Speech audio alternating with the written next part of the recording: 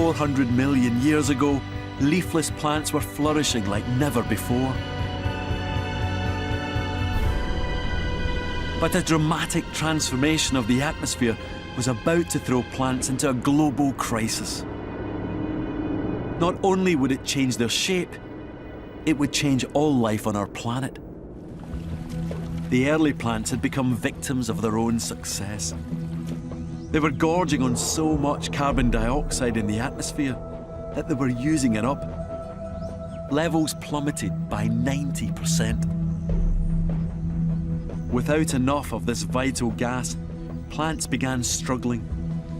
If they couldn't find a way to breathe in more carbon dioxide, they'd suffocate.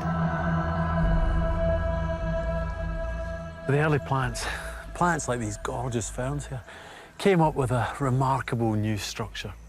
Large flat surfaces that house within them a complex breathing apparatus. We call them leaves.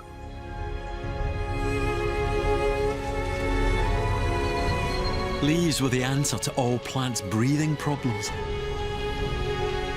They massively increased their surface area by over 100-fold, allowing them to absorb far more carbon dioxide.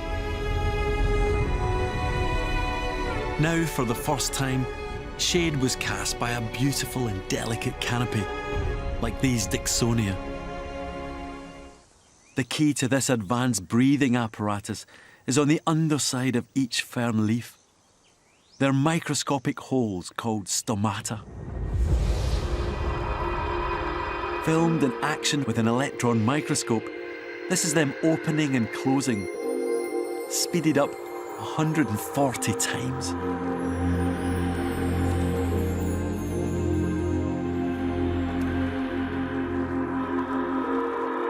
There are thousands of stomata on every leaf on Earth.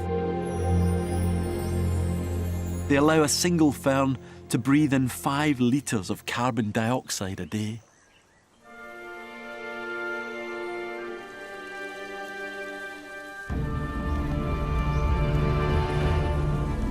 The evolution of leaves, rich in stomata, saved plants from suffocation.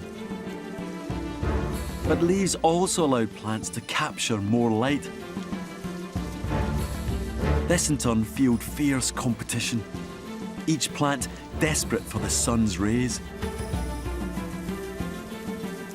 This family squabble would lead to a new type of plant, one that would have surprising repercussions for the planet. How do we know? Well, it's all thanks to some rare evidence here in Nova Scotia in Canada.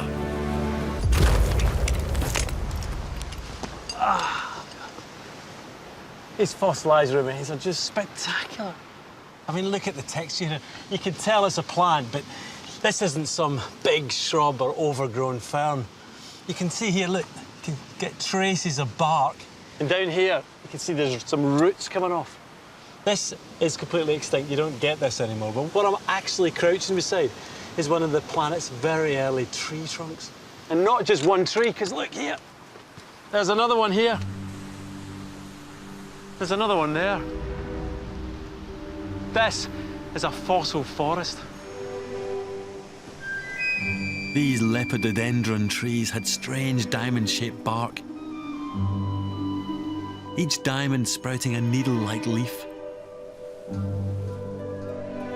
Over 300 million years ago, they made up the planet's first tropical forests.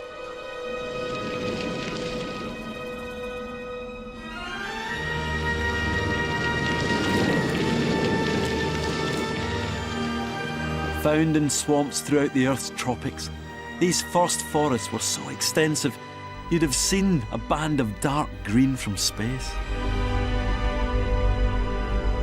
And all those new leaves were pumping out oxygen. So much that levels of oxygen increased to not far off double what they are today.